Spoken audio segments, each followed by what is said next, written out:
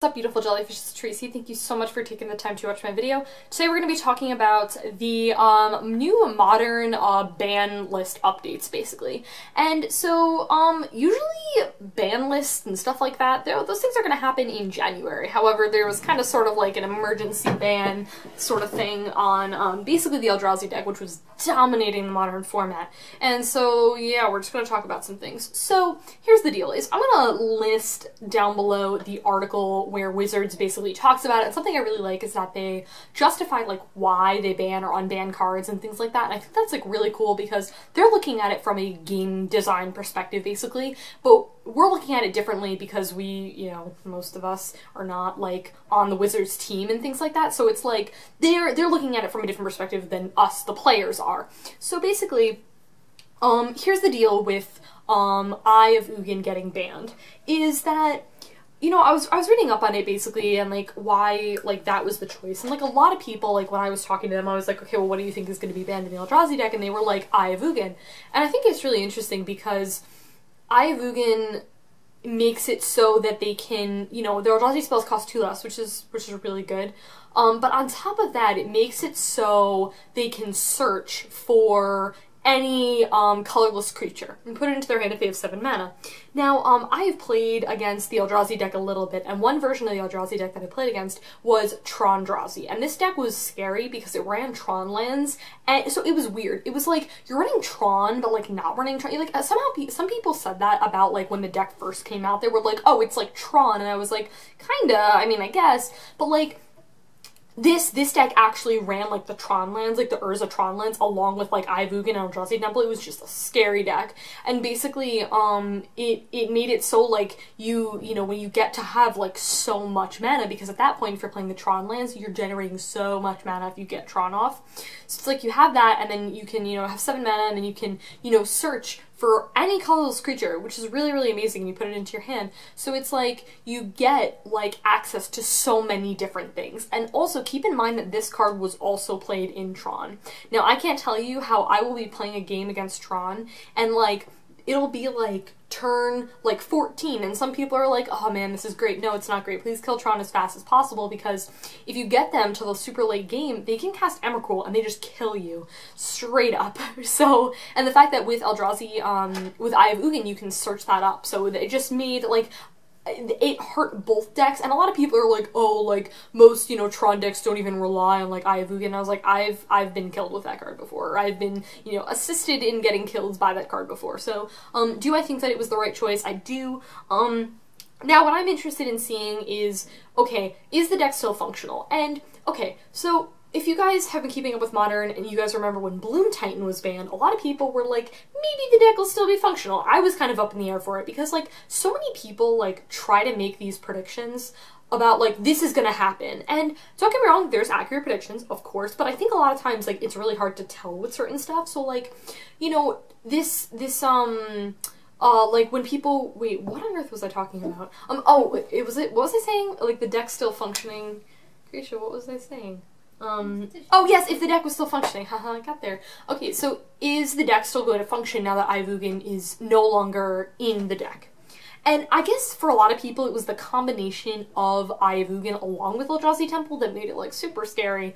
I'm not really too sure though, so, like, I don't know if the deck will still function. I really don't. I think it's going to be hard to tell. A lot of people disagree with me. A lot of people will be like, no, like, the deck will function, the deck will not function. I honestly don't know, because some people thought that Bloom Titan would still function, and like, no one's playing that deck at this point, because Summer Bloom is no longer there. So, we'll see. Am I happy about this decision? I am. I think that this deck got, I've heard a variety of perspectives on what this deck did to the format, and so many people were like, I think that this is a healthy decision, and I was like, I don't agree. I don't think that this is a healthy decision. It's not, oh, someone's trying out a new deck, this is great. That's fine. And yes, we should promote diversity in the format, and we should make it so the format doesn't get stale. Absolutely, I, like, do think that that should be a thing. However, sorry, my belt was bothering me. So, I do think that we should do that, and we should encourage people to like not just play like the same 3 decks. I agree. However, the thing with this deck is that it was a deck that did well and dominated, and the reason why Splinter Twin was banned was for that reason. Twin is not a broken combo. You can disrupt this combo in like a million different ways. It's not that it was a broken combo, it was that the Wizards wanted the format to not just be dominated by the same couple of decks. And I feel like I don't know what's gonna happen, and I feel like I'm hoping that things chill out, we get some new homebrews, we get some cool things, we get more control decks, which is a segue into Ancestral Vision. So here is the deal. I'm sorry, Ancestral Vision. Here's the deal. Hi, I'm a blue player. I know that sounds really crazy in a format where people don't play colors. I know, right? I kept making jokes. I was like, oh man, you kids these days won't understand the value of a Snapcaster Mage. So basically, I feel like, okay, I was like posting about something on Facebook, I don't even remember what it was about, and we were like talking about like blue decks in the format. And one of my friends is just like, you know, blue decks in Modern are just really not the way to be. And this comment made me upset. And do you want to know why? When Twin was here, people were like, yes, control decks. People were like, this is sweet. You had like that, and then Grixis control was on the rise, and you had like just guy control, and you had like other versions of control, and it was sweet. Okay, right? And then when Twin stopped being a thing, people were like, okay, I guess just no one plays blue decks. And the thing about like blue with the Eldrazi is that blue control, like, how do I phrase this in a way? Like my Grixis control build is really bad against the Eldrazi matchup.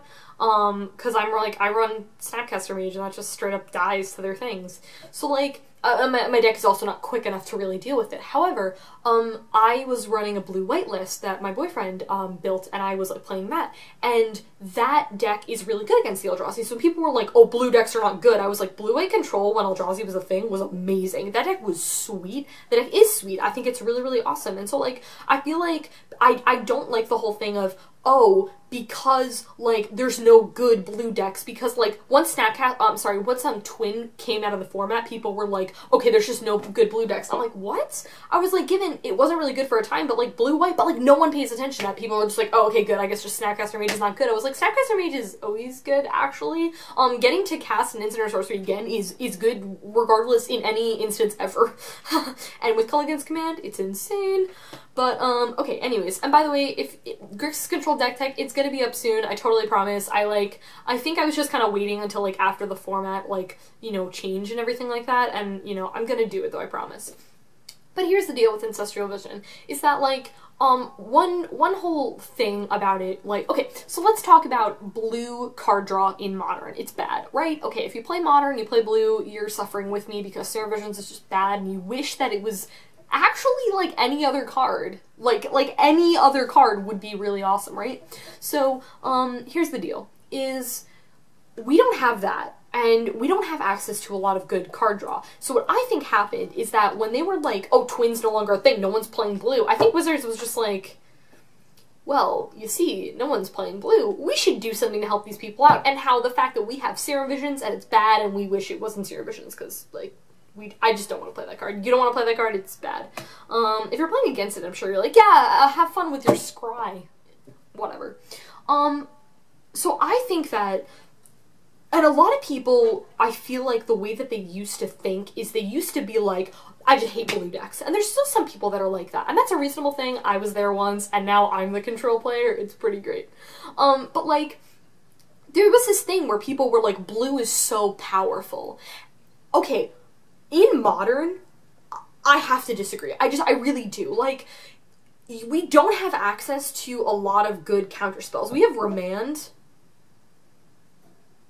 Do you want to run this card? Because I don't. Every time I play it in my deck, I side this card out in so much. Do I think it's the right decision? I have no idea. But I'm just like, this card just seems bad in this matchup. I take it out all the time. And so, like, a lot of times with my Grixis versions, I'm running the hand disruption spells because I'm like, I'd rather use this as counter spells because we don't have access to good counter spells. Like, so many people are like, blue is OP. I'm like, I don't understand. Can you please explain to me? Because we don't have Dig Through Time, we don't have Treasure Cruise. I completely agree. Those are broken. I wish I could play with them. Kind of want to get into Legacy so I could... Wait, no, it's banned in Legacy. Ah, what's the point? You just gotta play an EDH, I guess. Oh, man, I excited myself for a second and then I forgot that you can't play that Legacy. That is really unfortunate. Okay, anyways, Grisha's like, Tracy, I feel your pain even though I don't know what you're talking about. So, okay, counterspells. Okay, we have Remand. Okay, what other 2-mana counterspells do we have in the format? Counter Squall. This card's sweet. However, it requires you to play black. So if you're playing a Jeskai control list or a blue-white control list, you can't run Counter Squall. You'd have to go like Esper or whatever. Okay. You have Negate, which is good. I prefer Counter Squall, again, but if you're playing like a Jeskai version or whatever of control, you're like, okay, I have Negate, but here's the fun thing about Negate, it's non-creature. It hits everything but creatures, which is good. It hits planeswalkers, instant sorceries. Negate's sweet, along with Counter Squall. I really like Counter Squall a lot. But here's the deal, is you have those, and then you have, like, a bunch of other counter spells that are, like, let's look at, like, the not 2-mana ones. We have, like, Dispel, which is really good. However, it's very specific. Spell Pierce, I'm really not a huge fan of this card. Mana Leak is another pretty okay option. However, it's really bad in the late game because your opponent's just gonna have 3 mana for it. And it just does absolutely nothing. And at that point, it's like in the late game, you want like hard counter, not a soft counter like Mana Leak. So basically, I'm like, okay, we don't, and so many people were like, I think we should bring back like Counterspell. And now, honestly though, like, I feel like, again, with predictions, people would be like, this is bad for the format, this is bad, this is healthy, whatever. To be honest, as a blue player, like, I can just tell you that, like, I feel like it's kind of a thing of like when blue gets something good, it's kind of like okay, well, it's just too powerful. Like, it's just we just can't let blue players have this sort of like nice thing.